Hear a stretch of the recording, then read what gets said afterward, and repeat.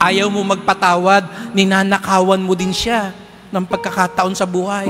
Buti na lang mga kapatid, sa gitna ng maraming mga magnanakaw, sa gitna ng pugad ng magnanakaw, kaya nga siguro nandito tayong lahat ngayon, kahit delikado dito sa Quiapo, dahil alam natin, merong isang hindi magnanakaw. Sa katunayan, hindi lang siya hindi magnanakaw, nagbibigay pa siya.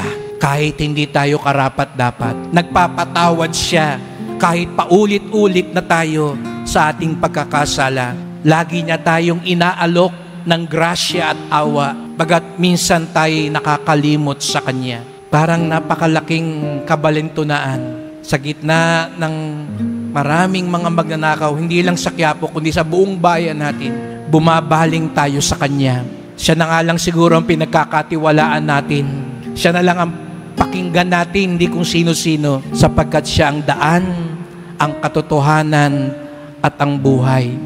At meron siyang laging ibinibigay sa atin. Siguro nga, hindi lagi yung dinadasal natin o hinihingi natin, pero tiyak yun, meron siyang laging ibinibigay sa ating biyaya kung bubuksan lang natin ang ating puso sa Kanyang kalooban.